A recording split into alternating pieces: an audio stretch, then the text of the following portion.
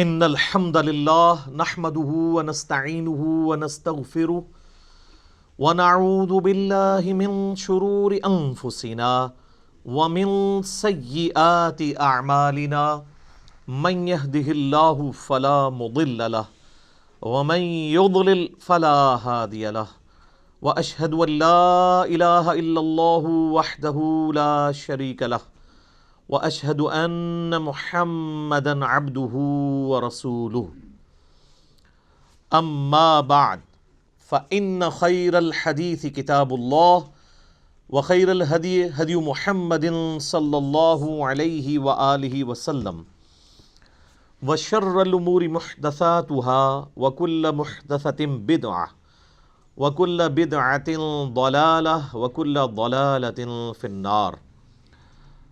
اعوذ باللہ السمیع العلیم من الشیطان الرجیم من ہمزہ ونفخہ ونفثہ بسم اللہ الرحمن الرحیم رب اشرح لی صدری ویسر لی امری واحلل عقدۃ من لسانی یفقہوا قولی.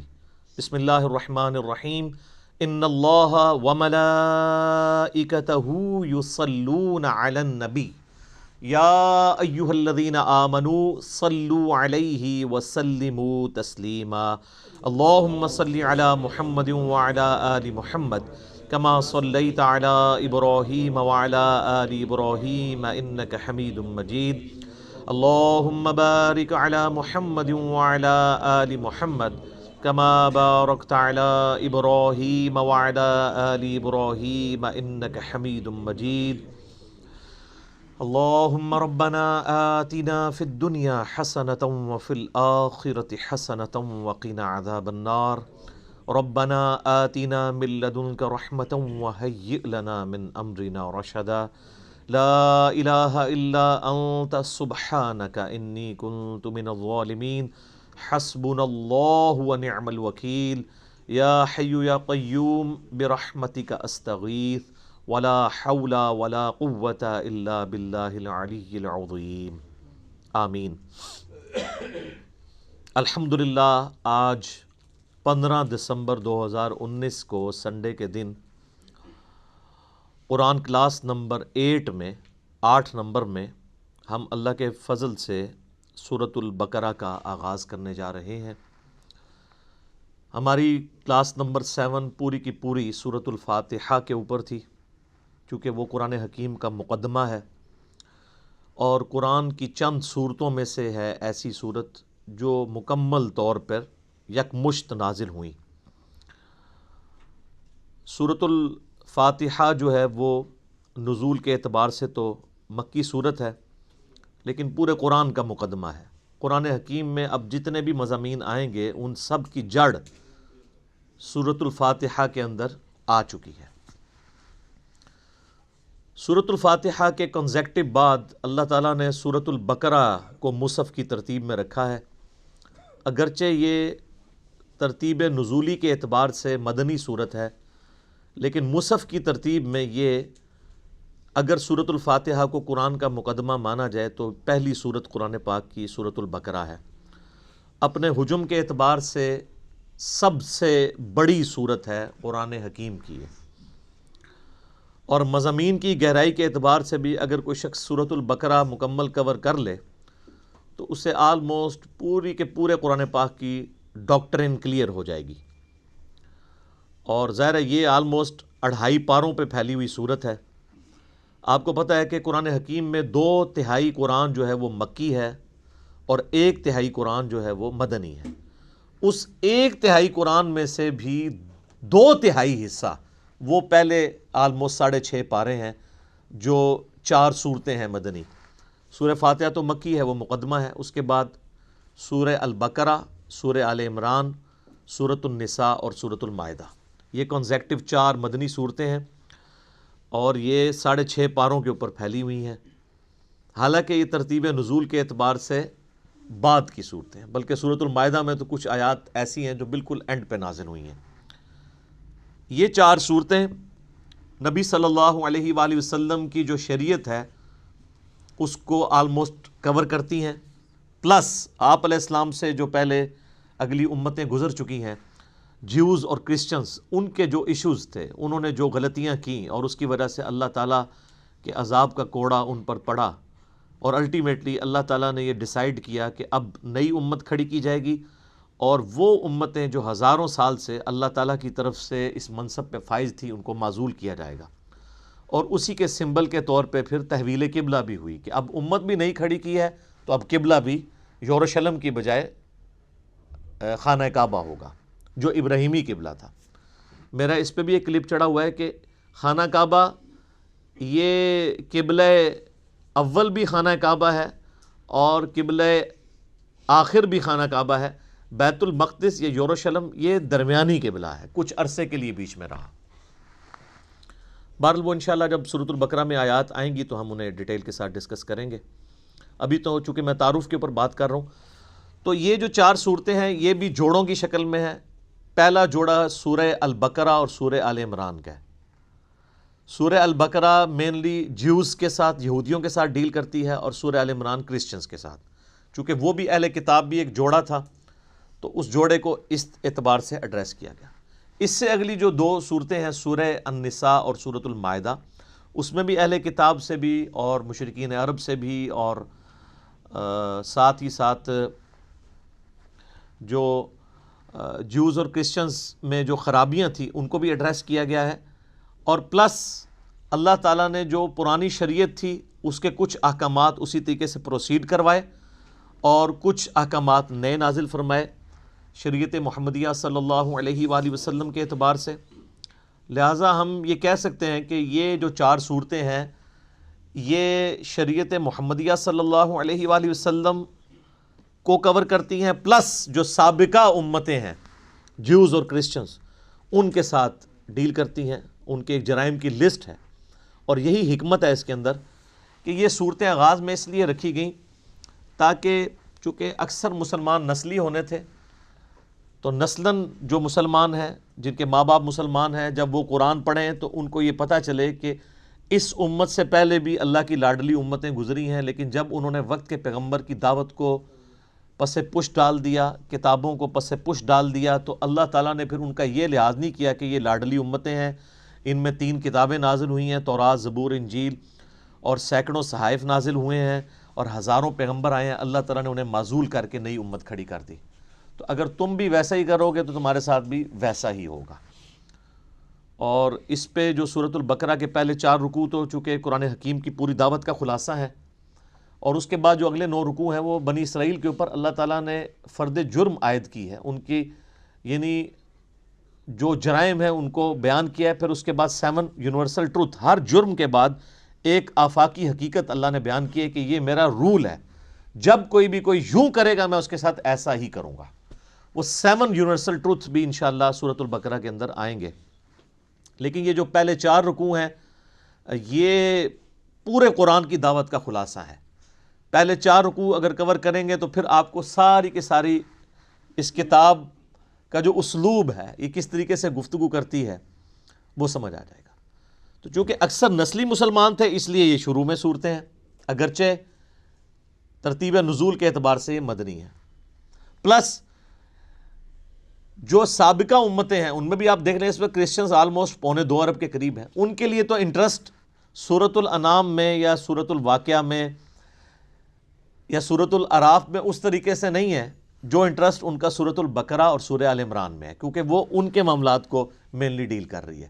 تو اس لیے یہ صورتیں اللہ تعالیٰ نے بڑی حکمت کے ساتھ شروع میں رکھی ہیں، اور یہ یاد رکھیے گا یہ اس وقت جو ہمارے پاس مصحف موجود ہے اپنے نزول کی ترتیب کے اعتبار سے تو ایسا نہیں ہے، لیکن اللہ کے پاس لوح محفوظ میں اسی ترتیب سے ہے، اور اسی ترتیب سے نبی علیہ السلام نے جو دورہ کیا قرآن کا حضرت جبرائیل کے ساتھ، جو میں نے تعارف قرآن میں 6 لیکچر دے دیے ہیں وہ آپ سن سکتے ہیں، تو یہ نبی علیہ السلام نے مصحف خود لکھوایا اسی ترتیب کے ساتھ۔ میرے بھائیو، سورۃ البقرہ اور سورہ آل عمران جوڑا ہے، اور قرآن حکیم کی آلموسٹ ساری صورتیں ہی اکا دکا کے سوا جوڑے کی شکل میں ہیں۔ یہ ٹروتھ جو ہے سب سے پہلے ریویل کیا ہے حمید الدین فراہی رحمہ اللہ تعالیٰ نے، جن کو فوت ہوئے آلموسٹ 100 سال گزرے ہوں گے۔ ڈاکٹر اسرار صاحب کے بھی آپ سمجھ لیں دادا استاد، غامدی صاحب کے بھی دادا استاد، جو امین احسن اصلاحی صاحب تھے جو غامدی صاحب اور ڈاکٹر سراج صاحب کے مشترکہ استاد ہیں، ان کے وہ استاد تھے. انہوں نے یہ ٹروتھ ریویل کیا اور یہ حقیقت ان پہ اللہ تعالیٰ نے کھولی. ظاہر ہے قرآن کبھی بھی پرانا نہیں ہوگا کہ قرآن حکیم کی صورتیں جوڑوں کی شکل میں ہیں، اور انہوں نے کوئی اس کو انوینٹ نہیں کیا، بلکہ انہوں نے احادیث پہ جب تفکر کیا، پھر قرآن پاک کی آیات دیکھی تو ان کو آئیڈیا ہوا کہ واقعی تو جوڑوں کی شکل میں ہے. صورتوں کو اگر آپ کریٹیکلی واچ کریں، سورۃ الفلق اور سورۃ الناس یہ ایک جوڑا ہے. حدیث میں بھی المعوذتین، دو پناہ دینے والی صورتیں ان کو کہا گیا ہے. اور انسان میں بھی مرد و عورت کا جوڑا جو ہوتا ہے وہ ایک دوسرے کا ریسیپروکل ہوتا ہے، لیکن ایک مشترکہ چیز کی اچیومنٹ کے لیے وہ جوڑا جو ہے یعنی اولاد کی پیدائش کا ذریعہ دونوں کو بنایا گیا. سورۃ الفلق اور سورۃ الناس بڑا پرفیکٹ جوڑا ہے. سورۃ الفلق میں ان چیزوں کے شر کے اگینسٹ اللہ کی پناہ مانگی گئی ہے جو باہر سے حملہ آور ہوتی ہیں، اور سورۃ الناس میں ان چیزوں کے شر کے اگینسٹ پناہ مانگی گئی ہے جو داخلی ہیں، جو اندر سے حملہ آور ہوتی ہیں. تو یہ دونوں چیزیں امپورٹنٹ ہیں، باہر سے حملہ ہونے والی خارجی چیزیں اور داخلی چیزیں. جوڑا ہے. سورہ بقرہ سورہ آل عمران بھی جوڑا ہے. سورۃ البقرہ میں جوز اور سورہ آل عمران میں کرسچنز. اور اس کا اشارہ بھی موجود ہے صحیح مسلم کے اندر. نبی صلی اللہ علیہ وآلہ وسلم نے فرمایا کہ قرآن حکیم کی تلاوت کیا کرو، قرآن اپنے پڑھنے والے کے لیے سفارش کرے گا. اور پھر آپ نے بالخصوص فرمایا کہ سورۃ البقرہ اور سورہ آل عمران یہ قیامت والے دن دو پرندوں اور دو بادلوں کی شکل میں چمکتے ہوئے، الزہراوین کے الفاظ ہیں، دو چمکتے ہوئے بادلوں کی شکل میں ظاہر ہوں گی اور اللہ تعالیٰ سے جھگڑا کریں گی اس شخص کے حق میں جو ان کی تلاوت کیا کرتا تھا. یہ صحیح مسلم الفاظ ہیں. اور آپ علیہ السلام نے فرمایا کہ اپنے گھروں میں اس کی تلاوت کرو، جادوگر سورہ بقرہ کو نہیں پہنچ سکتے. اور صحیح مسلم شریف میں حدیث ہے کہ جس گھر میں سورہ البقرہ کی تلاوت کی جاتی ہے وہاں سے شیطان بھاگ جاتا ہے، شیاطین بھاگ جاتے ہیں. اور یعنی یہ جادوگروں کے اگینسٹ، شیاطین کے اگینسٹ یہ سورۃ البقرہ جو ہے یہ بڑی پرفیکٹ صورت ہے.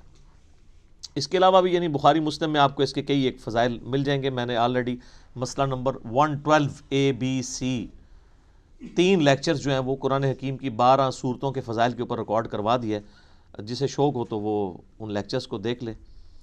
اور مسلم شریف کے یہ بھی الفاظ ہیں کہ نبی علیہ السلام نے فرمایا کہ سورہ البقرہ کو پڑھنا برکت ہے اور اسے چھوڑ دینا حسرت ہے. یعنی اس کے اندر وہ فضائل ہیں کہ وہ کوئی محروم شخص ہی اس سے محروم رہے گا.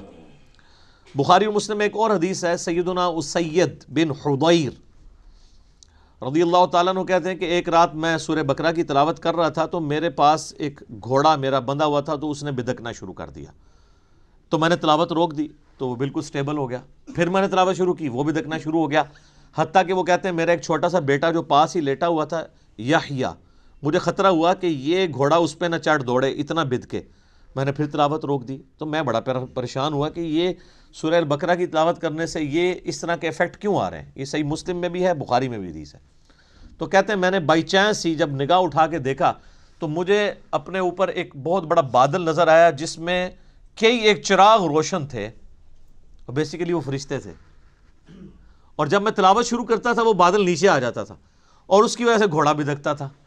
تو صبح کے وقت میں نے نبی علیہ السلام سے جب یہ واقعہ بیان کیا تو آپ علیہ السلام نے فرمایا وہ فرشتے تھے جو تمہاری تلاوت سننے کے لیے آئے تھے، اور اگر تم یہ تلاوت جاری رکھتے تو وہ زمین پہ بھی اتر آتے اور عام لوگ بھی ان کو دیکھ لیتے. اچھا یہ ایکسپیرینس اب نہیں ہوں گے. اس طرح کے ایکسپیرینسز نبی علیہ السلام کے مبارک دور میں اس لیے ہوتے تھے کہ اللہ تعالیٰ ایک نئی امت کھڑی کر رہا تھا. صحیح بخاری میں حدیث ہے، عبداللہ ابن مسعود کہتے ہیں کہ ہم نے نبی علیہ السلام کے ساتھ اس حال میں کھانا کھایا ہے کہ ہم جب لقمہ توڑ کے منہ میں ڈالنے لگتے تو ہم اس کی تسبیح کی آواز بھی سنا کرتے تھے. آپ ذرا امیجن کریں کہ آپ جناب کھانا کھاتے ہوئے نوالا آپ کے ہاتھ میں اور اس میں سے آواز آ رہی ہو سبحان اللہ وبحمدہ سبحان اللہ العظیم. اب یہ ایکسپیرینسز جو ہیں وہ صحابہ کرام کو اس لیے ہوتے تھے کہ اللہ تعالیٰ نے ان میں ایمان کوٹ کوٹ کے بھرنا تھا. وہ نئی امت کھڑی کی تھی سر، اس لیے پھر ان کا پیشن آپ نے دیکھا ہے نا کہ بڑی تھوڑی سی جماعت کے ساتھ انہوں نے دنیا کی سپر پاورز الٹ کے رکھ دی ہیں. ان کو ایک لمحے کے لیے بھی شک نہیں ہوا تھا کہ ہم جو ہیں وہ کسی غلط دعوت کو لے کے چل رہے ہیں. اسی لیے تو ان کا کانفیڈنس لیول عروج کے اوپر تھا. تو جب وہ اتنے دلیر لوگ جب ٹکراتے تھے تو سامنے لوگ تو ان کا مقابلہ نہیں کر سکتے تھے. سیدنا خالد بن ولید یعنی ان کی مبارک عادت تھی جب بھی میدان جنگ میں جاتے تھے تو اپنے مخالف کمانڈر کو یہ خط لکھا کرتے تھے کہ میں ایسی فوج تم سے لڑانے کے لیے لے کے آیا ہوں کہ جتنا تمہیں عورتوں سے اور شراب سے شغف ہے نا، اس سے زیادہ وہ اپنی موت کو عزیز رکھتے ہیں، کیونکہ ان کے لیے ایک جنت استقبال کر رہی ہے۔ قرآن میں جب آیا کہ بڑھو اس جنت کی طرف جس کی چوڑائی زمین و آسمان کے فاصلے کے برابر ہے، سورۃ الحدید میں، تو سر پھر یہی کچھ ہی ہوگا۔ تو ایسی قوم کا مقابلہ کون کر سکتا تھا؟ تو لیکن اس قوم کو ایمان بالغیب سے ایمان بالشہادہ تک پہنچانے کے لیے نبی علیہ السلام کے مبارک ہاتھوں سے ایسے معجزات کروائے گئے، یا آپ کی مبارک زندگی میں ایسے معجزے ظاہر ہوئے جس سے لوگوں کو یقین آ گیا کہ نبی علیہ السلام اللہ کے سچے پیغمبر ہیں۔ بخاری مسلم میں کتنی حدیثیں ہیں آپ کی مبارک انگلیوں سے پانی کے چشمے جاری ہوتے ہوئے صحابہ کرام نے دیکھے۔ اب اگر کوئی شخص پانی کے چشمے انگلیوں سے جاری ہوتے ہوئے دیکھ لے، اور ایک پیالے میں مبارک ہاتھ رکھنے سے، بخاری مسلم کے الفاظ ہیں، جابر بن عبداللہ کہتے ہیں کہ 1500 صحابہ نے وضو کیا، جانوروں کو پانی پلایا اور سٹور کر لیا، اور اللہ کی قسم وہ پانی اتنا تھا کہ ہم 1,00,000 بھی ہوتے نا تو پانی زیادہ تھا۔ اس وقت بہرحال ہم 1500 تھے۔ اب اس طرح کے بے شمار یعنی ایکسپیرینسز، میں نے اس کے اوپر پورا لیکچر دیا ہے، مسئلہ نمبر 131 ABCD، نبی علیہ السلام کے معجزات کے اوپر، اس کے بعد پھر کرامات، استدراج، علوین، یہ ساری چیزیں کیا ہیں، ان کو میں نے ڈسکس کیا۔ تو اس طرح کے ایکسپیرینسز اس وقت ہو جایا کرتے تھے۔ پھر صحیح مسلم کے اندر ایک حدیث ہے کہ قرآن حکیم کی جو آیت اعظم ہے، آپ علیہ السلام نے ابی ابن کعب سے پوچھا کہ بتاؤ قرآن کی سب سے عظمت والی آیت کون سی ہے؟ تو انہوں نے کہا اللہ لا الہ الا هو الحی القیوم۔ نبی علیہ السلام اتنے خوش ہوئے کہ آپ نے اپنا مبارک ہاتھ ان کے سینے پہ مارتے ہوئے کہا کہ ابو منذر، تمہیں تمہارا علم مبارک ہو، یعنی بڑی آبزرویشن ہے تمہاری کہ تم نے قرآن حکیم کی سب سے عظیم ترین آیت کو، یعنی نبی علیہ السلام کے بتائے بغیر انہوں نے آبزرو کر لیا کہ یہ آیت ہے۔ پھر وہ بخاری میں، وہ بھی سورۃ البقرہ میں ہے، آیت الکرسی، آیت نمبر 255 ہے سورۃ البقرہ کی۔ پھر بخاری میں وہ بڑی لمبی حدیث ہے جو انسانی شکل میں آ کے شیطان جو ہے وہ مال جو تھا، مال غنیمت کہہ لیں، بیت المال کی جو حفاظت کے لیے حضرت ابو ہریرہ کو نبی علیہ السلام نے جو ہے وہ رکھا ہوا تھا، تو رات کے وقت وہ شیطان انسانی شکل میں آتا تھا۔ الٹیمیٹلی جب وہ پکڑا گیا تو اس نے پھر حضرت ابو ہریرہ کو ایک رشوت کے طور پہ آپ کہہ لیں، مدنی رشوت، اور الیاس قادری صاحب اس طرح کی چیزوں کو استعمال کرتے ہیں نا، تو ایک چھٹکارے کے لیے اس نے کہا میں تمہیں ایک وظیفہ بتاتا ہوں، مجھے چھوڑ دو تم۔ ان کا میں تو نبی علیہ السلام کے پاس پیش کروں گا تمہیں۔ ان کو نہیں پتا تھا یہ شیطان ہے، انسانی شکل میں آیا تھا، کیونکہ اس ٹائم علم غیب نہیں ہوتا تھا، یہ تو بزرگوں کو بعد میں پتہ چل جاتا ہے نا۔ تو حضرت ابو ہریرہ کو تو علم غیب کوئی نہیں تھا۔ اب نبی علیہ السلام کے پاس جب آئے، آپ نے فرمایا تمہیں پتہ ہے یہ 3 راتوں سے جو تمہارا مہمان بنا ہوا تھا نا چوری کرنے کے لیے، جو بیت المال کی آیا تھا، وہ شیطان تھا۔ البتہ جو اس نے جاتے ہوئے یہ بات کی نا کہ قرآن حکیم میں ایک آیت ایسی ہے کہ اگر تم رات کو بسترے پہ جاتے وقت تلاوت کر لو تو صبح تک اللہ تعالیٰ تمہاری حفاظت پہ ایک فرشتہ معمور کر لے گا، تو وہ ہے تو جھوٹا تھا، اس نے بات سچی کی ہے۔ تو اس سے ایک اصولی بات پتہ چل گئی کہ اگر کوئی جھوٹا شخص بھی صحیح بات کرے نا تو بات کو لینا چاہیے، بندے کو چھوڑ دینا چاہیے۔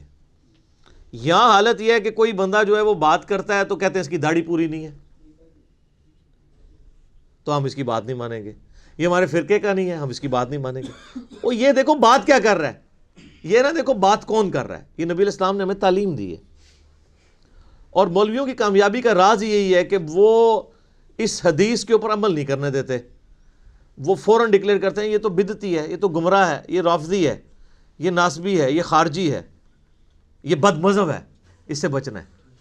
تو سب سے بڑا بد مذہب اس روئے عرض پہ اگر کوئی ہو سکتا ہے تو شیطان ہی ہو سکتا ہے نا، اور کنفرم جہنمی اگر کوئی ہو سکتا ہے تو وہ شیطان ہے۔ تو نبی علیہ السلام فرمایا ہے جھوٹا ہے، بات سچی کی ہے۔ تو شیطان اگر سچی بات کرے تو لے لیں، تو اگر آپ ہمیں شیطان ہی سمجھتے ہیں تو تب بھی آپ بات دیکھیں، اب وہ بات آپ کے خلاف ہے تو یہ اسی طریقے سے ہے کہ وہ انگریز آپ کو آ کے کہے کہ جی سورہ بقرہ کی آیت نمبر 279 میں اللہ تعالیٰ نے ڈکلیئر کیا ہے اس شخص کو، اللہ اور اس کے رسول کی جنگ ہے اس کے خلاف جو سود کھاتا ہے۔ آپ کہیں جی چونکہ تو انگریز ہے اس لیے میں یہ بات نہیں مانتا، تو وہ آپ انگریز کا انکار کر رہے ہوں گے یا قرآن کا؟ قرآن کا۔ تو آپ کو یہ دیکھنا ہے کہ کتاب و سنت کی دلیل اس نے کیا پیش کی ہے، کیونکہ اگر آپ یہ قدغن لگا دیں گے تو پھر سر جو آپ اپنی پبلک پہ قدغن لگا رہے ہیں نا، تو لگانے والوں کو بھی گمراہ ڈکلیئر کیا ہوا ہے دوسرے فرقے والوں نے، پھر وہ بھی بالکل ٹھیک ہے۔ بریلوی پھر بالکل ٹھیک ہے کہ اہل حدیث کی بات نہیں سننی چاہیے، کیونکہ اہل حدیث جو کہہ رہے ہیں کہ بریلویوں کی بات نہیں سننی چاہیے۔ پھر سنی بالکل ٹھیک ہے کہ شیعہ کی بات نہیں سننی چاہیے، کیونکہ شیعہ بھی کہہ رہے ہیں کہ سنیوں کی بات نہیں سننی چاہیے۔ تو اس امام میں سارے کے سارے ہی ننگے ہیں۔ تو آیت اعظم قرآن حکیم کی صحیح مسلم کی حدیث کے تحت آیت الکرسی وہ بھی سورۃ البقرہ کا حصہ ہے۔ پھر صحیح مسلم میں ایک حدیث ہے، حضرت جبرائیل علیہ السلام نبی علیہ السلام کے پاس بیٹھے ہوئے تھے، تو اچانک آواز سنی، انہوں نے تو آسمان کی طرف سر اٹھایا تو کہا یا رسول اللہ صلی اللہ علیہ وآلہ وسلم، آج آسمان کا وہ دروازہ کھلا ہے جو آج سے پہلے نہیں کھلا، اور اس آسمان سے ایک فرشتہ نازل ہوا ہے جو یہ میرے پاس کھڑا ہے، آپ کو سلام عرض کر رہا ہے، اور یہ اللہ کی طرف سے خاص خبر لے کے آیا ہے۔ تو پھر اس نے بتایا کہ اللہ تعالیٰ کی طرف سے آپ کو 2 نوروں کی بشارت ہو جو آپ سے پہلے کسی پیغمبر کو نہیں دیے گئے، نمبر 1 سورۃ الفاتحہ، اور نمبر 2 سورۃ البقرہ کی آخری 2 آیات، آمن الرسول بما انزل الیہ من ربہ والمؤمنون۔ اور صحیح بخاری اور مسلم دونوں میں حدیث ہے کہ جو یہ رات کے وقت سورہ البقرہ کی آخری 2 آیات پڑھ لے گا تو اس میں جو کچھ اس نے اپنے رب سے مانگا ہے اس کو عطا کر دیا جائے گا۔ وہ تجدید ایمان ہے، ٹھیک ہے، اس میں سب کچھ ایمانیات ہیں، پھر دعائیں ہیں اللہ سے۔ اسی لیے ہم نے اپنے صبح شام کے اذکار کارڈ، بلو کارڈ کے اوپر یہ وظیفے کے طور پہ لکھا ہوا ہے۔ کوئی بہت لمبے وظائف نہیں کر سکتا، کم از کم سورہ بقرہ کی آخری 2 آیات زبانی یاد کر لے، اور پڑھتے رہیں گے تو زبانی یاد ہو جائیں گی۔ تو وہ بھی سورہ بقرہ کے یعنی فضائل کے اندر ہی وہ ساری کی ساری چیزیں آتی ہیں۔ باقی اس پہ بولا جائے تو یہ وقت یعنی کافی زیادہ درکار ہے، بنیادی گفتگو کرنا اس لیے ضروری ہوتی ہے، بعض کے لیے انٹرسٹ کا باعث ہوتا ہے، جس طرح بعض لوگوں کے لیے یہ بڑا انٹرسٹ ہوتا ہے کہ یہ صورت مکی ہے یا مدنی ہے، تو یہ بھی کوئی پیٹ نہیں ہے۔ کئی صورتیں ہیں جن میں اختلاف ہے مکی اور مدنی ہونے پہ، کئی پہ ڈیفینیٹلی ہے، جس طرح کہ اب یہ سورہ بقرہ یہ ڈیفینیٹلی مدنی صورت ہے، پھر اس میں ایسی آیات بھی آئیں گی جو مدینہ شریف سے تعلق رکھنے والے واقعات ہیں۔ ٹھیک ہے، صورت کے اسلوب کو سمجھنے کے لیے اگر کوئی انٹرسٹ کے طور پہ چاہتا ہے، بہرحال اس سے کوئی فرق نہیں پڑتا وہ مکی ہے مدنی ہے، اصل چیز ہے قرآن کا کانٹیکسٹ قرآن کے اندر کلیئر ہے۔ تو آپ یہ دیکھیں، اب اپنے اپنے مصحف کھول لیں آپ، سورۃ البقرہ جو ہے مدنی صورت ہے، اور اس میں 286 آیات ہیں۔ اعوذ باللہ من الشیطان الرجیم، بسم اللہ الرحمن الرحیم، الف لام میم، اس کو ایسے ہی پڑھنا ہوتا ہے، الف لام میم نہیں ہے، یہ وہ اردو میں ہے، عربی میں سے ایسے ہی پڑھنا ہوگا، 3 سے 5 الف تک کھینچنا ہوگا، لام کو بھی اور میم کو بھی، اور لام اور میم چونکہ اس کا جنکشن ہے تو میم کے اوپر تشدید بھی ہے، غنہ بھی ہو رہا ہوگا اس اعتبار سے کہ میم کی آواز۔ تو یہ حروف مقطعات ہیں، اس کے اوپر بڑے لوگوں نے تب آزمائی کی ہے، بڑی کوششیں کی ہیں، سنیوں میں بھی شیعہ کے اندر بھی۔ ہمارے قریبی دوست ہیں، شیعہ عالم دین ہیں، ثاقب اکبر صاحب، جو ملی یکجہتی کونسل کے سیکٹری بھی ہیں، انہوں نے ایک پوری کتاب لکھی ہے حروف مقطعات کے اوپر۔ انہوں نے سارے اقوال جو اہل سنت کے ہاں بھی تھے، اہل تشیع کے ہاں بھی تھے، ان سب کے سب اقوال کو جمع کیا ہے۔ الٹیمیٹلی رزلٹ یہ ہے کہ یہ اللہ اور اس کے نبی علیہ السلام کے درمیان جو ہے کوڈ ورڈز ہیں، اور کچھ الفاظ کو تو ہم قرآن حکیم کی روح سے ان کا مطلب بھی جان سکتے ہیں، اور عربی میں اس وقت عربی لنگوسٹک کے اندر مستعمل تھا اس طرح کے کوڈ ورڈز یوز کرنا، تو اس لیے کبھی بھی مشرکین عرب نے اس کے اوپر اعتراض نہیں کیا کہ یہ اس کا مطلب بتایا جائے ہمیں، کیونکہ ان کے بھی کوڈ ورڈز چلتے تھے، کچھ کا بتا بھی دیا گیا، جس طرح کہ جو سورہ نون ہے، سورۃ القلم بھی جسے کہتے ہیں، پارہ نمبر 29 میں، تو اس میں صاحب الحوت کا ذکر آیا، یعنی مچھلی والے، کون؟ سیدنا یونس علیہ السلام۔ اور سورہ الانبیاء میں حضرت یونس کا نام ہے ذن نون، نون والا، جیسے ہم کہتے ہیں نا ذل جلال یا ذل جلال، حالت رفع میں پڑھا جائے گا ذل جلال، جلال والا اللہ کا نام ہے، تو وہاں پہ ذن نون، نون والا، تو نون والا کون؟ وہ سورہ القلم میں، اس میں آغاز ہی کس سے ہوتا ہے؟ نون والقلم وما یسطرون، تو اس پہ تو اجماع امت ہے کہ وہاں نون سے مراد مچھلی ہے. اور عرب میں اس طرح کے کوڈ ورڈز یوز ہوتے تھے. مثلا یہ جو توئیں ہیں نا، یہ سانپ کے لیے سمبل کے طور پہ استعمال ہوتا تھا. اس کی شکل بھی آلموسٹ دیکھ لینا، کوبرا سانپ اگر ایسے کھڑا ہو اور یوں اس کی دم ہو تو یہ سمبل استعمال ہوتا تھا عرب میں. اور آپ مزے کی بات دیکھیں کہ جتنی صورتوں میں حضرت موسیٰ علیہ السلام کے واقعات آئے ہیں نا، سورۃ القصص ہے، سورہ طٰہٰ ہے، طٰہٰ بھی توئیں سے سٹارٹ ہو رہی ہے. اسی طریقے سے سورۃ القصص، طٰ، سین، سب میں طٰ آپ کو نظر آئے گی. تو اس اعتبار سے کسی حد تک آئیڈیا، لیکن چونکہ یہ انٹرسٹ کی چیزیں ہیں، اس سے کوئی قرآن پاک کی تعلیمات میں فرق نہیں پڑتا. سورہ ال عمران کی آیت نمبر 7 ہے کہ محکمات ہیں اور متشابہات ہیں. محکمات جو ہیں وہ کتاب کی اصل ہیں، ان کے اوپر توجہ دو، اور جو متشابہات ہیں ان کا معاملہ چھوڑ دو، ان کے اوپر ایمان لے کے آؤ. بس اللہ کے حضور دعا کرتے ہیں اہل ایمان، ربنا لا تزغ قلوبنا بعد اذ ہدیتنا وہب لنا من لدنک رحمہ انک انت الوہاب. آمین.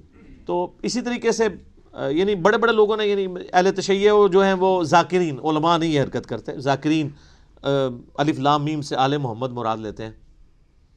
اور اسی طریقے سے بعض جو اہل علم ہیں شیعہ اور سنیوں کے ہاں، وہ کہتے ہیں الف جو ہے یہ اللہ کے لیے ہے، اور جو میم ہے یہ محمد کے لیے ہے، اور لام جو ہے وہ جبریل کی جو لام ہے نا اینڈ پہ. اور وہ کہتے ہیں یہ چیز یعنی اسٹیبلش تھی کہ جب کوئی کسی کی طرف خط لکھتا تھا نا، تو اس کے کوڈ ورڈ کے طور پہ جو لکھنے والا ہے اس کے نام کا بھی پہلا حرف لیا جاتا تھا، اور جس کی طرف لکھا جاتا ہے اس کے نام کا بھی پہلا حرف لیا جاتا تھا، اور جو بیچ میں میسنجر ہوتا تھا لے کے جانے والا اس کے نام کا آخری حرف ہوتا تھا. تو وہ بالکل فٹ ان بیٹھتا ہے. اللہ کا پہلا حرف الف، اور محمد کا پہلا حرف میم صلی اللہ علیہ وآلہ وسلم، اور جبرائیل کا آخری حرف لام. تو یہ بڑے لوگوں نے اس کے اوپر کام کیا ہے. ایون امام ابن تیمیہ نے بھی اس کے اوپر کافی طب آزمائی کی ہے، بڑے لوگوں نے کیا ہے. تو اتنی گفتگو کافی ہے میرا خیال ہے. اصل تو میسج کو سمجھنے کی ضرورت ہے. ذالک الکتاب لا ریب فیہ، یہ وہ کتاب ہے جس میں شک کی کوئی جگہ نہیں ہے. دیکھیں کتنے جاہ و جلال کے ساتھ کتاب اوپن ہو رہی ہے. کانفیڈنس لیول آپ کتاب کا دیکھیں. کتاب سٹارٹ ہو رہی ہے کہ بھئی یہ کتاب جو آپ پڑھنے جا رہے ہو کوئی شک نہیں. کوئی شک کیوں نہیں؟ اس کی وجہ یہ کہ اس کتاب کے اندر جو کانفیڈنس اور جو سچائیاں بیان ہوئی ہیں نا، وہ اپنا آپ منوا لیتی ہیں.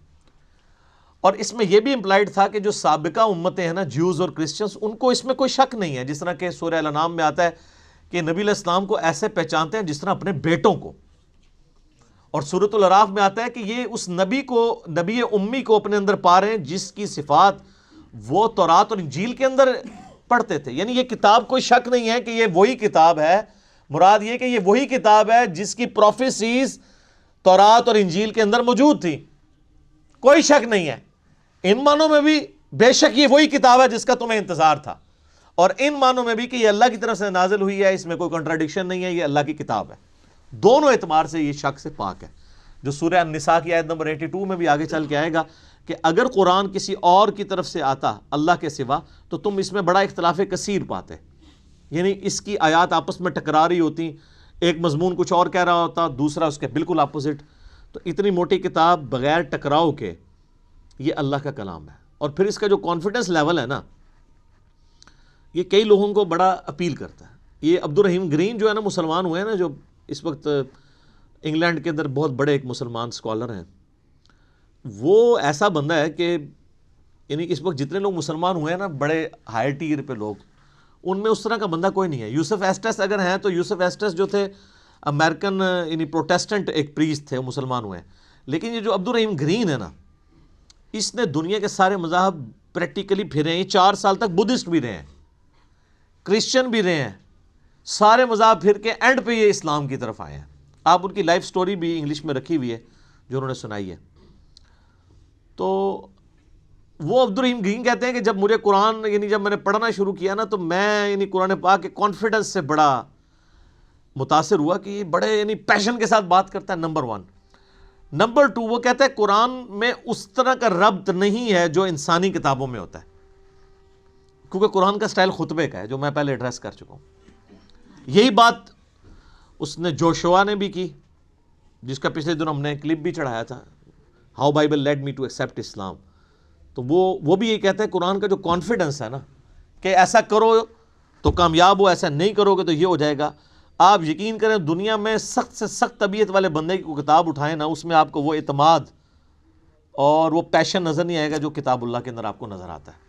یہ خدا الہ مالک رب ہی اپنی مخلوق سے اس طریقے سے بات کر سکتا ہے.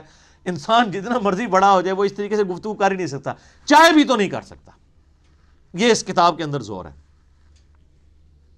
لا ریب فیہ ھدی للمتقین.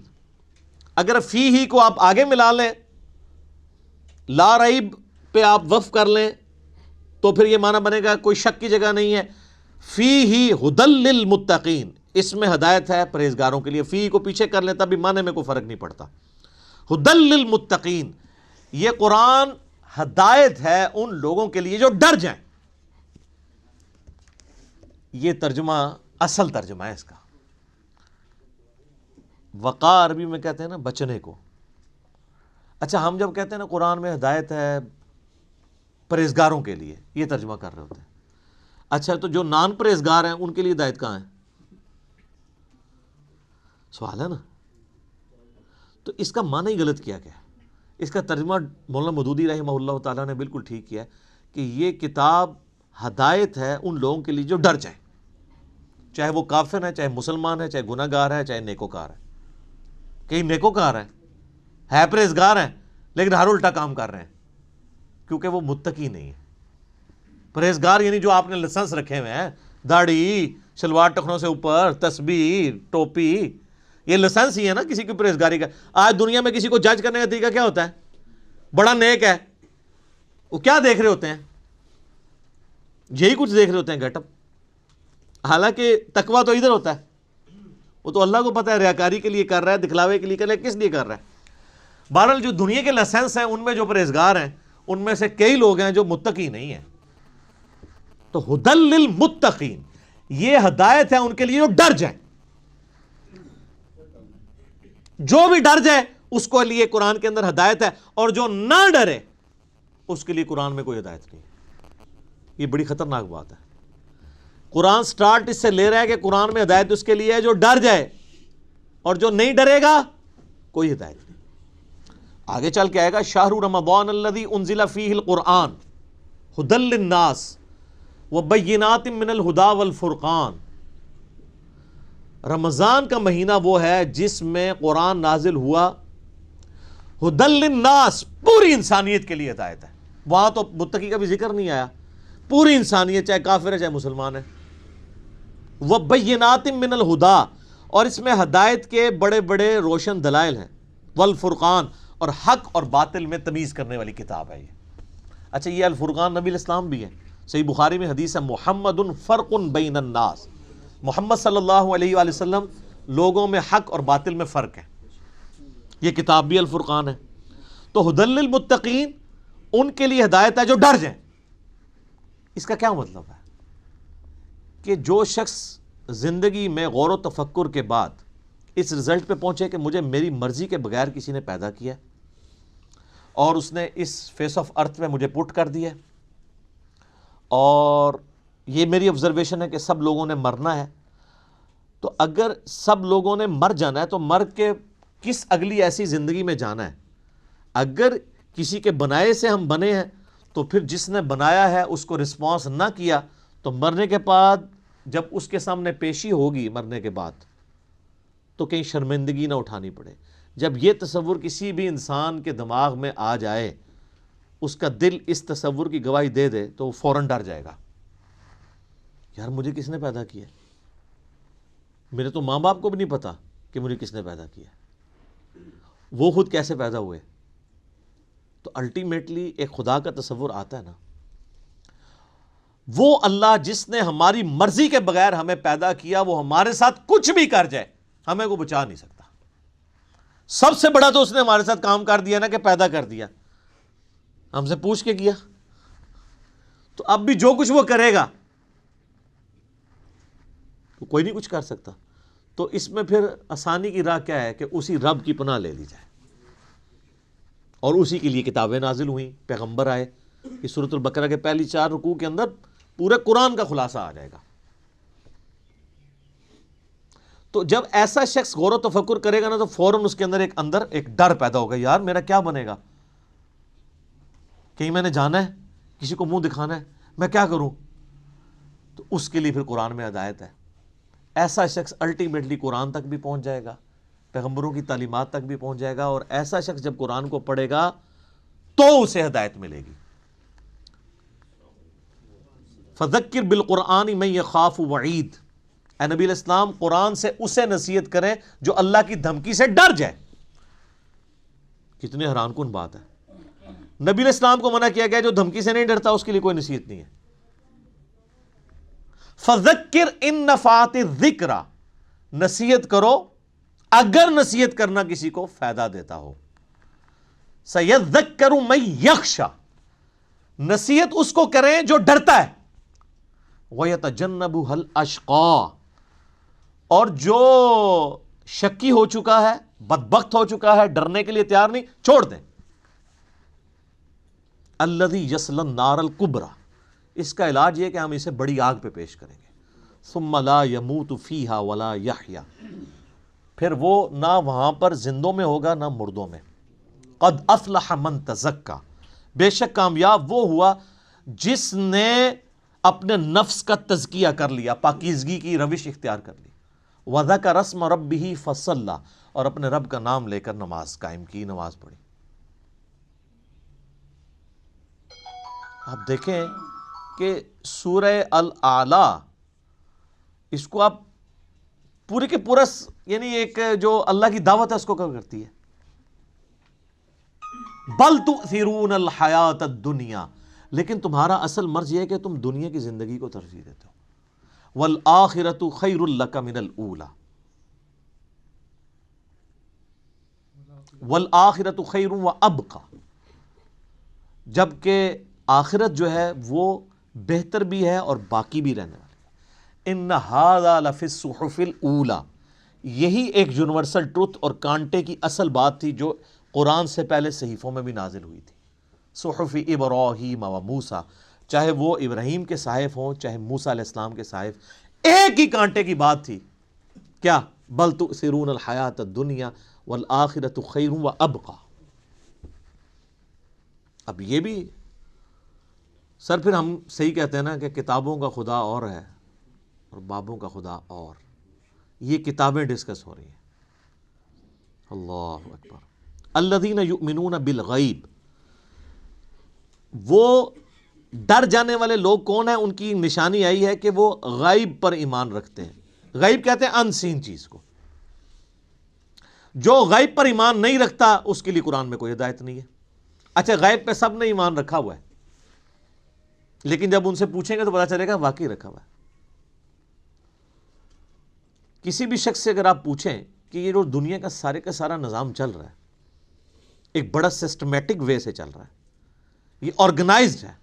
اب تو جس طرح سائنس نے ترقی کی ہے، پہلے تو وہ زمانہ تھا لوگ کہتے تھے مٹی سے خود بخود ڈڈو بن کے نکل آتے ہیں. نہ اس وقت لوگوں کو ڈی این اے اسٹرکچر کا پتہ تھا، نہ جینز کا. اب تو لوگ کہتے ہیں نا جی نہ جناب، یہ تو پاسبل ہی نہیں ہے. زمین و آسمان کی ساری مخلوقات مل کے مٹی سے ڈڈو نہیں بنا سکتی، یہ بنانے سے بن رہا ہے. انڈے میں سے چوزا بنانے سے نکل رہا ہے. تو یہ اتنے آرگنائز چیز ہے. وہ کہتے ہیں نہیں جی کوئی ایک سپریم بینگ یا کوئی سپر نیچرل ایجنسی ہے جس نے ہر چیز کو ایک ٹریک کے اوپر چڑھایا ہوا ہے کہ ایک بیج بوتے ہیں 6 ارب گنا بڑا درخت بن جاتا ہے. اس بیج کے اندر جو زندگی ہے پھر اس کے اندر کس طریقے سے وہ پرفارم کرتا ہے، پتے پھر پھول نکلتے ہیں، پھر پھل بنتا ہے، پانی کے ذریعے کیا کچھ ہو رہا ہے. یعنی ایک تو ایک ٹاپک ہے، اس پہ گھنٹوں بولا جا سکتا ہے. یہ ساری جو فزیکل فنومینا آف نیچر ہے، قانون قدرت ہے، جب ان کو آبزرو کرتا ہے نا تو غیب پہ سارے ایمان رکھے ہیں کہ نہیں یار کوئی چلا رہا ہے. پوچھیں کدھر ہے؟ وہ کہتے ہیں ہمیں نظر نہیں آ رہا، لیکن وہ ایسا باطن ہے کہ اس سے زیادہ ظاہر کوئی نہیں ہے، اور ایسا ظاہر ہے کہ اس سے زیادہ باطن کوئی نہیں ہے. اللہ اپنی قدرتوں سے کتنا ظاہر ہے لیکن سب سے پوشیدہ ہے. تو یہ سب کچھ غیب کی طرف انسان کو لے جاتا ہے. تو وہ یقین کیے ہوئے ہیں ڈر جانے والے لوگ کہ یار کسی کے کرنے سے ہو رہا ہے. یہ جو ہارمنی ہے یونیورس کے اندر، سر اب جو کچھ ہمیں پتہ چل رہا ہے سائنس کی برکت سے تو انسان پریشان ہو جاتا ہے کہ یہ نظام چل رہا کیسے ہے. میں آپ کو صرف یہ بتاتا ہوں کہ سائنٹسٹ کہتے ہیں کہ اس کائنات میں اتنا بیلنس ہے کہ اگر ایک بال پوائنٹ کو اس کی نوک پہ کھڑا کر دیا جائے, یہ پاسبل ہے کہ نوک پہ کھڑا ہو جائے؟ بہت ہی زیادہ کوئی سوفسٹیکیٹڈ بیلنس ہو تو یہ پاسبل ہے, اور یہ 1 ارب سال یوں کھڑی رہے, گرے نا. اس سے زیادہ بیلنس جو ہے نا وہ اس کائنات میں ہے, اور یہ balance millions of fine tunings کے ساتھ چل رہا ہے. ایک ایک فائن ٹیون اگر خراب ہو جائے نظام نہیں چل سکتا. یعنی پانی کو اگر آپ دیکھیں تو پانی کی جتنی پراپرٹیز ہیں, کیمیکل پراپرٹیز, فزیکل پراپرٹیز, ہر ایک فائن ٹیون ہے. اس کی گریوٹی ڈسٹرب ہو جائے ختم. یہ فضا کے اندر جو آکسیجن اور نائٹروجن کی مقدار ہے, نائٹروجن زیادہ ہو جائے یا آکسیجن کم ہو جائے, کوئی زندہ رہ سکتا ہے؟ یہ بھی ایک فائن ٹیوننگ ہے. سورج کا زمین سے فاصلہ, یہ بھی فائن ٹیوننگ ہے. پھر سورج اور زمین کے درمیان جو اللہ تعالیٰ نے لیئرز رکھی ہیں, 99.99% ہارمفل ریز ہیں سورج کی, وہ نیچے آتی نہیں ہیں, راستے میں ریپیل ہو جاتی ہیں. کچھ اگر کراس بھی کرتی ہیں ارتھ میگنیٹک فیلڈ کی وجہ سے ریپیل ہو جاتی ہیں, اور صرف وہی آتی ہیں. سر سائنٹسٹ کہتے ہیں کہ یہ میریکل پلانٹ بنایا گیا ہے اس لیے کہ یہاں پہ زمین پہ انسانیت کو آباد کیا جائے. وہ کہتے ہیں یہ پلان کے بغیر ہو ہی نہیں سکتا. اس کو لائف کے لیے, لائف ایگزسٹ کرنے کے لیے فیزیبل بنایا گیا ہے. وہ کہتے ہیں سپریم بی یا مدر نیچر, کوئی بھی نام دے دیں, الٹیمیٹلی غیب پہ سب کے سب لوگ ایمان رکھتے ہیں. تو سر جب وہ اس طرح کے غیب پر ایمان رکھنے والے لوگ ہوں گے تو پھر الٹیمیٹلی ان کے اندر ایک کوالٹی پیدا ہو جائے گی کہ وہ اس گاڈ کو رسپانس کریں گے. وہ کہیں گے بس سب کچھ پھر تو ہی تو ہے, تیرے لیے سب کچھ ہونا چاہیے. تو وہ اگلی بات ہے, وَيُقِيمُونَ الصَّلَاةَ, نماز قائم رکھتے ہیں. پھر وہ نماز پڑھتے نہیں ہیں, نماز پڑھنے والے بہت ہیں, قائم رکھنے والے بہت تھوڑے ہیں. یعنی نماز کا پھر حق ادا کرتے ہیں. ایک تو اس میں ظاہر ہے سب سے بہتر چیز وہی ہے, یعنی پاکیزگی کا اعتبار سے اور پھر پروٹوکول سے نماز پڑھنا. پھر اس کے بعد نماز پڑھنے کے بعد جب آپ حقوق العباد کے معاملات میں آئیں گے تو آپ واقعی جس خدا کو آپ نماز کے اندر مانے ہوئے تھے, نماز کے باہر بھی اسی خدا سے ڈرتے ہوئے آپ ہیرا پھیری نہیں کریں گے, ڈنڈی نہیں ماریں گے, رشتہ داروں کے حقوق نہیں دبائیں گے, ماں باپ کے ساتھ بد اخلاقی نہیں کریں گے, بیوی بچوں کے حقوق نہیں سلب کریں گے, کسی کی جائیداد نہیں ہتھیائیں گے, کسی کو دھوکہ نہیں دیں گے, دودھ میں پانی نہیں ملائیں گے, حرام خوری نہیں کریں گے. یہ سب کی سب چیزیں نماز قائم کروا رہی ہوں گی آپ سے. تو نماز قائم کرتے ہیں. اور یہ جو الصلاۃ ہے نا جی, اس کا ترجمہ ویسے انگلش میں لوگ پریئر کر دیتے ہیں. پریئر اپروپریٹ ٹرانسلیشن بن ہی نہیں سکتی الصلاۃ کی. اردو میں ہم یا فارسی میں نماز کہتے ہیں. الصلاۃ بیسیکلی ورشپ ہے. ہم اللہ کی پریئر نہیں کرتے, ورشپ بھی کرتے ہیں پلس پریئر. نماز پریئر تو ہوتی ہے دعائیں, جس طرح کرسچنز آپ دیکھیں اپنے گرجوں میں جا کے میوزک کے ساتھ بھی دعائیں کر رہے ہوتے ہیں, وہ صرف پریئر ہے, وہ نماز نہیں پڑھ رہے ہوتے. ہم نماز پڑھتے ہیں صلاح, جس میں پریئر بھی ہوتی ہے اور ورشپ. ورشپ ہوتی ہے کہ آپ جس کو اپنا الہ مانے ہوئے اس کے سامنے پوسچرز بناتے ہیں.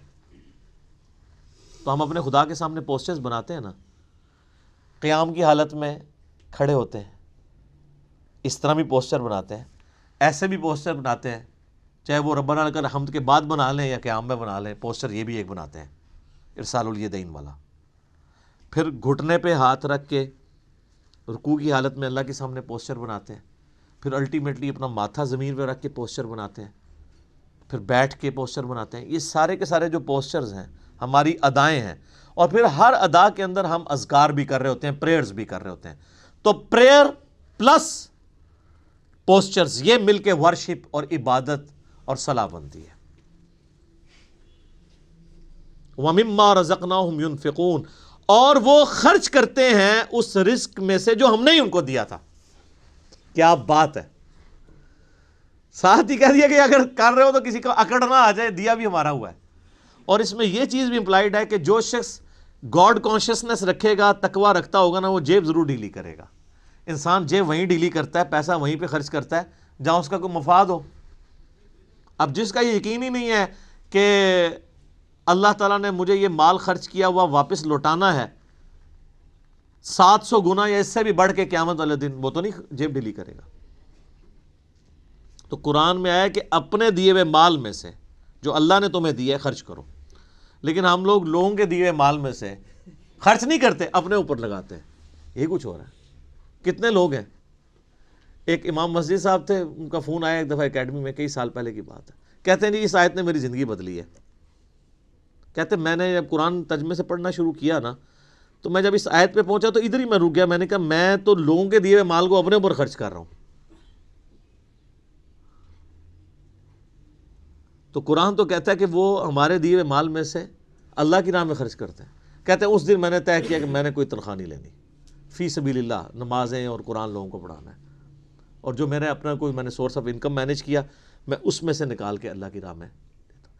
یہاں آپ دیکھ لیں علماء کتنی لگژریس لائف انجوائے کر رہے ہیں، اور نام لیتے ہیں جو بیت المال سے تو خلفۂ راشدین کا خلیفہ بھی وظیفہ آتا تھا۔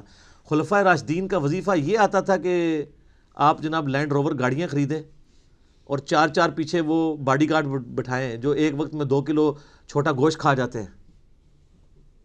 سر خلفۂ راشدین تو سوکھی کھانے والے تھے۔ ایک عام مہاجر کا جو وظیفہ تھا وہ خلفۂ راشدین کا لگا ہوا تھا۔ ہم نہیں کہتے امام مسجد کی تنخواہ حرام ہے، ہم کہتے ہیں پھر سبسسٹنس لیول پہ آخرت بھی لینی ہے، دوویں جانے مٹھے باہو نہ، آخرت لینی ہے تو پھر آپ کو دنیا کا کمپرومائز کرنا پڑے گا۔ سبسسٹنس لیول پہ بالکل ٹھیک ہے، ہم کبھی بھی اسے کنڈم نہیں کرتے۔ میں جو مولویوں کے چندے اور قربانی کے کھالوں کی مخالفت کرتا ہوں نا، اس سے مراد کبھی بھی میرا یہ نہیں ہے۔ میں تو شروع سے یہ کہہ رہا ہوں کہ جو دین کے لیے وقف ہیں ان کی جو فائنانس ہے وہ باقی مسلمانوں کا کام ارینج کریں۔ میں اختلاف یہ کرتا ہوں کہ اس کے اوپر یہ جدادیں جو بنا رہے ہیں اور جو لگژریس لائف گزار رہے ہیں، اسلام آباد میں ہزاروں امام مسجد آپ کو ایسے مل جائیں گے، چلیں ہزاروں میں ایگزیجریشن ہو جائے گی، سینکڑوں، کہ جو سائیکل پہ آئے تھے آج انہوں نے ہونڈا سیوک رکھی ہوئی ہے، ساتھ ڈرائیور بھی رکھے ہوئے ہیں، ان کی کوئی فیکٹری نہیں ہے، کوئی دکان نہیں ہے۔ اللہ کا فضل ہے، اللہ کا فضل یہ ہے کہ ایک مسجد پہ وہ قبضہ کرتے ہیں۔ وہ آپ اسلام آباد میں تو یہ حالت ہے نا، ابھی اجاڑ زمین پڑی ہوئی ہوتی ہے، سی ڈی اے سے لوکیٹ کراتے ہیں کدھر مسجد بننی ہے، وہاں جا کے وہ ایک چھوٹا سا کمرہ ہو، ہمیں بھی ترس آ رہا ہوتا ہے یار کتنی مشکل ہے، اور نہ پائی بڑی وڈی انویسٹمنٹ کر رہے ہیں، دنیا کی کوئی انویسٹمنٹ کا مقابلہ نہیں کر دی۔ اجاڑ میں جا کے ایک چھوٹا سا کچا سا کمرہ بنا کے بیٹھ جاتے ہیں، ایک چھوٹا سا وضو خانہ ہوتا ہے، پرانے سے لوٹے، ایک باتھ روم، وہ بھی ٹین کا بنا ہوا۔ لیکن سر 5-6 سال جب گزرتے ہیں وہاں پہ ایک عالی شان مسجد ہوتی ہے اور ایک بہت بہترین قسم کی رہائش ہوتی ہے، جو اگر اسلام آباد میں آپ کو لینی پڑ جائے تو 40-50 ہزار روپیہ اس رہائش کا کرایہ ہوگا، وہ اس مولوی صاحب کی فری ہوتی ہے، اور ایون اس کے اندر جو بل آ رہے ہیں وہ بھی مسجد انتظامیہ دے رہی ہوتی ہے۔ لاکھ روپے کا ایک ایوریج پیکج وہ لے رہا ہوتا ہے، تنخواہ جو ہے وہ تو ویسے ہی ہوتی ہے نا چونگا۔ اور اس کے علاوہ جو جمعے کی نماز کے بعد جو لوگ ویسے وہ مٹھی میں رکھ کے چلے جاتے ہیں وہ علادہ سے، ٹھیک ہے نا۔ تو یعنی ایک پورا ایک سسٹم ہے جو اس کے اوپر چل رہا ہے۔ تو ہم کہتے ہیں سبسسٹنس لیول کے اوپر لائف گزاریں، پھر آپ نام لیں خلفائے راشدین کا۔ لیکن اچھا آپ کو واقعات تو سنائیں گے کہ حضرت عمر سے پوچھ لیا جی وہ کرتا کیسے سلوایا آپ نے، تو یہ جو واقعہ سنا رہے ہیں اسی سے وہاں کھڑے ہو کے نا سر آپ نے یہ گاڑی کہاں سے لی ہے، تو اس کے وہ دہشت گرد قسم کے مریدین آپ کو پکڑ لیں گے کہ آپ کو تمیز نہیں بات کرنے کی، یعنی اس کا مطلب ہے یہ سیدنا عمر سے بھی بڑا اپنے آپ کو سمجھتے ہیں۔ دیکھیں نا، تو پھر ہمیں واقعات کیوں سناتے ہیں آپ اگر خود آپ عمل نہیں کرتے؟ تو اللہ کے دیے ہوئے مال میں سے اس کی راہ میں خرچ کرتے ہیں۔ بخاری مسلم میں حدیث ہے، انسان کہتا ہے میرا مال میرا مال میرا مال، اور تیرا مال تو نبی علیہ السلام فرمایا وہ ہے جو تو نے کھا لیا یا پہن کے بوسیدہ کر لیا یا اللہ کی راہ میں خرچ کر کے قیامت والے دن کے لیے سٹور کر لیا اللہ کے ڈیوائن بینک میں، باقی تو تیرے ورثہ کا مال ہے۔ بخاری اور مسلم دونوں میں حدیث ہے کہ انسان کے 3 دوست ہیں، ایک ہی قبر میں ساتھ جاتا ہے، وہ اس کے اعمال ہیں، باقی اس کا مال اور اس کے رشتہ دار وہ باہر ہی رہ جاتا ہے۔ تو جس نے ساتھ جانا ہے اس کے ساتھ پھر پکی یاری لگانی چاہیے نا۔ اللہ اکبر۔ نبی علیہ السلام کی حدیث ہے بخاری اور مسلم میں، نبی علیہ السلام نے فرمایا اے اللہ محمد اور آل محمد کو بس اتنا ہی رزق دینا کہ ان کی روح اور جسم کا رشتہ برقرار رہے۔ کیوں؟ آپ علیہ السلام زیادہ مال کو اوائڈ کرتے تھے، آپ کی فقر کی زندگی تھی، اور یہ فقر اڈاپٹڈ تھا۔ اما عائشہ کہتی ہیں خیبر کے بعد تو وسعت ہو گئی تھی، لیکن حضور کی وفات تک ہماری حالت ہے، بخاری مسلم دونوں میں حدیث ہے، بعض اوقات 1 مہینہ، بعض اوقات 2، بعض اوقات 3 مہینے بھی ہمارے گھر میں چولہا نہیں جلتا تھا، 2 کالی چیزوں، کھجور اور پانی پہ گزارا ہوتا تھا، اور کھجور بھی کوئی پیٹیاں یا ٹوکرے نہیں، 2 کھجوریں صبح اور 2 شام کو بس، اور 1 میٹھا پانی کا پیالہ صبح اور 1 شام کو، یہ ٹوٹل رزق تھا۔ میٹھا پانی اس وقت ایک ایشو تھا، دور سے بھر کے لانا پڑتا تھا۔ اور اس میں مجھے بتائیں، حضور کی بیویاں حضور سے شکایت نہ کرتی تو کیا کرتی؟ لیکن جب شکایت کی، سورۃ العذاب میں اللہ تعالیٰ نے ڈانٹ پلائی، ایسی ڈانٹ پلائی کہ یہاں تک کہا کہ اے نبی ان کو کہو کہ میں تمہیں مال دے کے چھوڑ دیتا ہوں۔ ہائے ہائے ہائے! اور حضور آئے ہیں، بخاری مسلم کے الفاظ ہیں، کہ عائشہ جاؤ اپنے باپ سے مشورہ کرنا ہے کر لو، اللہ نے تو مجھے کہہ دیا اگر تم اس طرح ہی فقر کی زندگی گزارنا چاہتی ہو میرے ساتھ رہو، تو ادروائز میں تمہیں چھوڑ دیتا ہوں مال دے کے۔ انہوں نے کہا میں اللہ، اس کا رسول اور آخرت کو چاہتی ہوں۔ وہ قرآن میں یہ آیا تھا، اگر تم اللہ، اس کے رسول اور آخرت کو چاہتی ہو تو پھر اسی طریقے سے نبی کے ساتھ گزارا کرو۔ تو آپ کی بیویاں اگر آپ کے ساتھ غصہ کھائیں نا تو صبر کیا کریں۔ نبی کی بیویاں، نبی کی تربیت یافتہ بیویاں، ان کے ساتھ اگر یہ معاملہ ہو سکتا ہے تو ہماری بیویاں تو پھر ان سے بہت دور ہیں۔ تو یہ فقر کی زندگی نبی علیہ السلام کی اسی لیے اڈاپٹڈ تھی۔ والذین یؤمنون بما انزل الیک، اے نبی علیہ السلام وہ لوگ ہیں جو ایمان لاتے ہیں اس پر جو آپ کی طرف نازل ہوا، وما انزل من قبلک، اور اس پر بھی جو آپ سے پہلے نازل ہوا۔ اچھا، ادھر یہ نہیں آیا کہ اور اس پر بھی جو آپ کے بعد نازل ہوگا، اس کا مطلب ہے کہ نبوت ختم ہو چکی ہے۔ وَبِالْآخِرَةِ هُمْ يُوقِنُونَ، اور آخرت کی زندگی کے اوپر وہ یقین رکھتے ہیں۔ سر دیکھیں، کتابوں پر ایمان لاتے ہیں اور آخرت پر کیوں؟ آخرت پہ ایمان لانا کافی نہیں ہے، یقین ہونا ضروری ہے۔ یقین نہیں ہوگا آپ کا قبلہ درست نہیں ہوگا۔ یقین کو آپ اسی طریقے سے سمجھ لیں کہ اگر آپ کو کہیں نا کہ یار استری، گرم استری کو اگر ہاتھ لگ جائے نا تو ہاتھ جل جاتا ہے، اور کسی کا جلا ہوا ہاتھ دکھا بھی دیا جائے تو صرف ایمان ہی ہوگا یہ آپ کا، کیونکہ آپ نے خود جلتے ہوئے نہیں دیکھا۔ یقین کے لیے آپ کو استری کے اوپر ہاتھ رکھنا پڑے گا، گرم استری پہ۔ اس کے بعد جو آپ کو یقین آئے گا تو آپ ٹھنڈی استری کو بھی ہاتھ نہیں لگائیں گے، چیک کریں گے نا۔ تو یہ ہے یقین، آخرت کا یقین انسان کا قبلہ درست کرتا ہے، ایمان والا معاملہ۔ اچھا، قادیانی اس کے اندر بھی جو ہے وہ 2 نمبری کرتے ہیں۔ وہ بالآخرۃ ہم یوقنون میں وہ کہتے ہیں کہ یہ جو آخرہ اس سے مراد ہے جو اس کے بعد نازل ہوا، حالانکہ وہ قرآن کے اسلوب میں بیٹھتا ہی نہیں ہے۔ ویسے کوئی بےمانی کرنا شروع کر دے علیحدہ بات ہے، وہ تو قرآن اپنے اسلوب میں بالکل کلیئر ہے۔ اب اس میں دیکھ لیں آپ، عقیدہ توحید بھی کلیئر ہے، عقیدہ رسالت بھی کلیئر ہے، کیونکہ آیا کہ ایمان لاتے ہیں جو تم پہ نازل ہوا، اور عقیدہ آخرت بھی۔ جو بنیادی اسلام کے 3 عقائد ہیں وہ سورہ بقرہ کے، میں نے کہا تھا پہلے 4 رکوع جو ہیں نا وہ قرآن کی دعوت کا خلاصہ ہیں، آلموسٹ 40 کے قریب آیات، لیکن پہلی 4 آیات کے اندر ہی کتنی مضامین کی گہرائی موجود ہے۔ تو آپ سے پہلے یعنی تورات اور انجیل اور باقی صاحب یعنی اولڈ ٹیسٹمنٹ، نیو ٹیسٹمنٹ، اس میں بھی ایمان لاتے ہیں، اور آپ پہ جو نازل ہوا۔ ظاہر ہے کہ جوز اور کرسچنز کو چونکہ یہ پتہ تھا کہ اللہ کی کتاب ہے، پروفیسیز موجود تھیں۔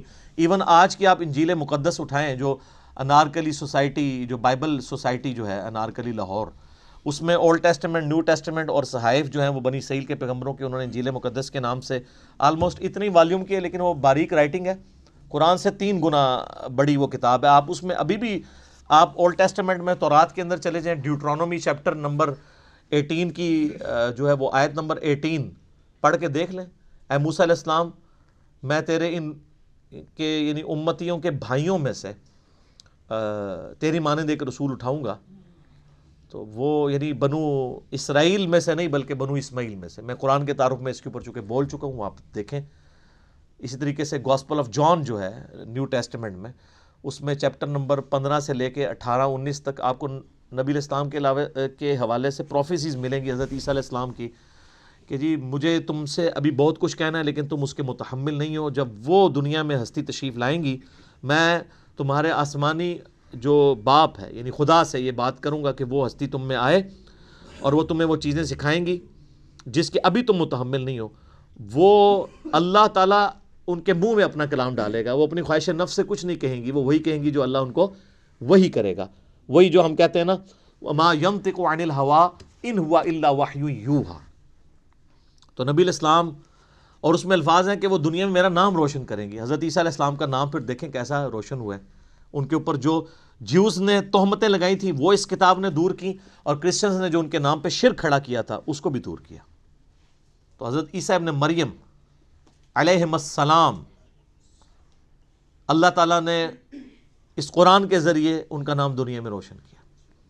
اسی لیے آپ دیکھیں اس وقت جو سب سے زیادہ نان مسلم ہو رہے ہیں نا وہ کرسچنز ہیں، کیونکہ مسلمز ہی اونلی بلیورز ہیں on the face of earth, Christians کے علاوہ جو حضرت عیسیٰ کو پیغمبر مانتے ہیں. یہودی تو ان کو دجال کہتے ہیں نعوذ باللہ، اور وہ ایک مسیح کے انتظار میں ہے جو آ کے جا چکا ہے. اب جب دجال آئے گا اس کو وہ مسیح مان لیں گے، حالانکہ جو ان کی کتابوں میں مسیح تھا وہ عیسیٰ ابن مریم تھے جن کو انہوں نے انکار کر دیا. اور کرسچنز نے ان کے بارے میں ڈیوینٹی کلیم کر دی، کسی نے خدا کا بیٹا کہہ دیا اور کسی نے کہہ دیا یہ خود ہی خدا ہیں. اللہ تعالیٰ نے ان تمام نظریات کا رد اس کتاب میں کر کے حضرت عیسیٰ علیہ السلام کی صفائی پیش کی، صحیح عقائد بتائے، جوز کی غلطیاں ہائی لائٹ کی، کرسچنز کی وہ انشاءاللہ آگے شروع ہوں گا. اب آگے جو ہے وہ انسانیت میں جو 3 گروہ ہیں ان کا ذکر آئے گا، کہ یہ تو ایمان والے جو گروہ ہیں ان کے بارے میں، بلکہ ایک آیت اس کے ساتھ آپ اگر جوڑ ہی لیں تاکہ یہ مضمون مکمل ہو جائے. اگلی آیت جو ہے نا اولئک علی ھدی من ربہم واولئک ھم المفلحون، ایسے ہی لوگ اپنے رب کی طرف سے ہدایت پہ ہیں اور ایسے ہی لوگ کامیاب ہونے والے ہیں. یہ پہلی 5 آیات کے اندر اللہ تعالیٰ نے انسانیت کے پہلے گروہ کا ذکر کیا ہے جو ایمان تک پہنچے گا. اس کے بعد پھر کافروں کا ذکر آئے گا، پھر اس کے بعد منافقین کا. یہ 3 گروہوں کا ذکر آئے گا. آج ہم نے سورۃ البقرہ کی پہلی 5 آیات کے اندر ان لوگوں کو کور کر لیا ہے، اور اس کا پھر کنکلوژن بھی اللہ نے سنا دیا کہ کامیاب لوگ پھر یہی ہوں گے. ٹھیک ہوگا جی. سبحانک اللہم وبحمدک اشہد ان لا الہ الا انت استغفرک واتوب الیک. اللہم صلی علی محمد وعلی آل محمد کما صلیت علی ابراہیم وعلی آل ابراہیم انک حمید مجید. اللہم بارک علی محمد وعلی آل محمد کما بارکت علی ابراہیم وعلی آل ابراہیم انک حمید مجید. اللہ تعالیٰ سے دعا ہے جو حق بات میں نے کہی اللہ تعالیٰ ہمارے دلوں میں راسخ فرمائے. اگر جذبات میں میرے منہ سے کوئی غلط بات نکل گئی اللہ تعالیٰ ہمیں معاف بھی کر دے، ہمارے دلوں سے محو کر دے، ہمیں کتاب و سنت کی تعلیمات پر عمل کر کے دوسرے بھائیوں تک پہنچانے کی توفیق عطا فرمائے. سبحانک اللہم وبحمدک اشہد ان لا الہ الا انت استغفرک واتوب الیک وما علینا الا البلاغ المبین. جزاکم اللہ خیرا.